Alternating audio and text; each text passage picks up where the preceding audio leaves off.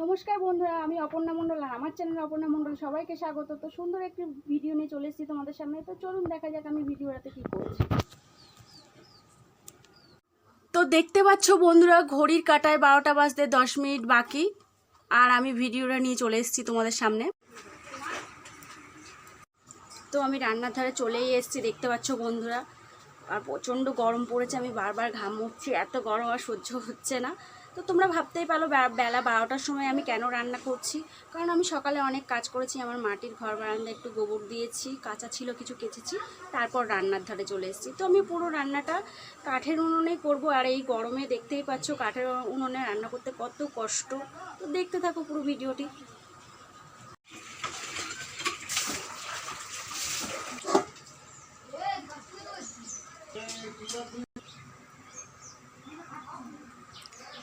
ভাত আমার হয়ে গেছে।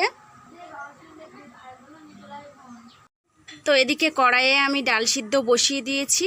তো আমার ডাল সিদ্ধটা হতে থাকুক। তো আমার ডালটি দেখুন কত সুন্দরভাবে ফুটছে। তো এদিকে আমি ডাল ফোড়ন দেওয়ার জন্য রেডি করে নিয়েছি, পেঁয়াজ কুচি, শুকনো লঙ্কা আর 5 ফোড়ন। তো দেখছো ডালটি আমার সেদ্ধ হয়ে গেছে। তো আমি ডালটি একটা গামলার মধ্যে ঢেলে নিলাম। আমার গরম হয়ে গেছে, কড়াইয়ের মধ্যে তেল ঢেলে দিলাম। তো দেখুন বন্ধুরা, তেলটি কিন্তু গরম হয়ে গেছে। তেলের মধ্যে আমি এক একে শুকনো লঙ্কা, 5 ফোড়ন, পেঁয়াজ,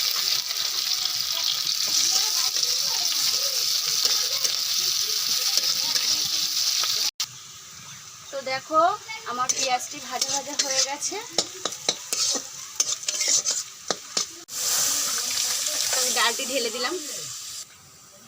সেদ্ধর সময় যেহেতু আমি নুন দিইনি, তাই এখন নুন দিলাম, হলুদ দিলাম, আবার একটু নাড়িয়ে দিলাম। আমি নামিয়ে নেব একটা গামলার মধ্যে। তো দেখুন সম্পূর্ণ ডালটি আমি একটা গামলার মধ্যে নামিয়ে নিয়েছি, আর ডালটি আমার সুন্দরভাবে হয়েও গেছে। তো কড়াইটি ধুয়ে আমি আবারও বসিয়ে দিয়েছি উচ্ছে আলু ভাজা করার জন্য। তো কড়াইটি আমার গরম হয়ে গেছে, আমি তেল ঢেলে দিচ্ছি। তেলটি আমার গরম হয়ে গেছে। তো দেখো আমি শুকনো লঙ্কা দিয়ে দিলাম।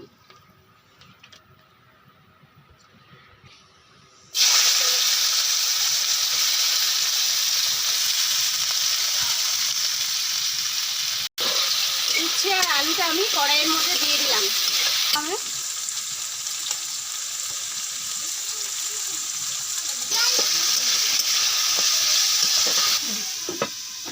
ঢাকা দিয়ে দিলাম।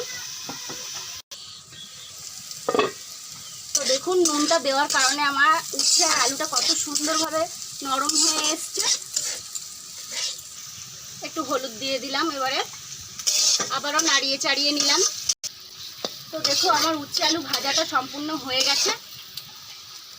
তো উচ্ছে আলু ভাজাটা আমার হয়ে গেছে, আমি নামিয়ে নিচ্ছি থালার মধ্যে।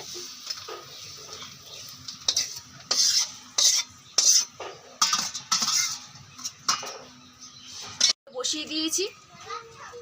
তো কড়াইয়ের মধ্যে আমি একে একে পাট শাকটি দিয়ে দিচ্ছি। সম্পূর্ণ পাট শাকটি আমি কড়াইয়ের মধ্যে দিয়ে একটু নুন দিয়ে একটা ঢাকা দিয়ে চাপা দিয়ে দিলাম।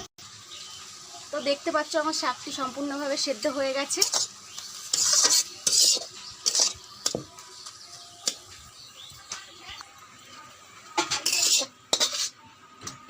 সম্পূর্ণ শাকটি আমি থালার মধ্যে নামিয়ে নিলাম। আবারও কড়াই বসিয়ে দিয়েছি, তেলটি ঢেলে দিয়েছি। গরম হয়ে গেছে, তেলের মধ্যে আমি শুকনো লঙ্কা দিয়ে দিলাম, রসুন দিয়ে দিলাম,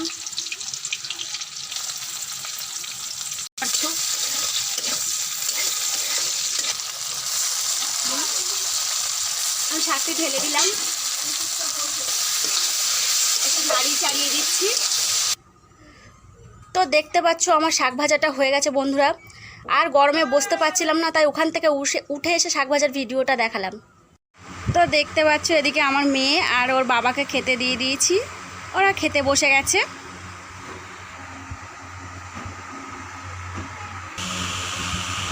দেখো আমিও এদিকে খেতে বসে গেছি। তো দেখতে পাচ্ছ বন্ধুরা, খাওয়া দাওয়ার পর্ব শেষ হয়ে গেছে। আর ভিডিওটি বেশি বড় করব না, এই পর্যন্তই ছিল আমার ভিডিওটি। তো ভিডিওটি কেমন ছিল কমেন্টে অবশ্যই জানাবে।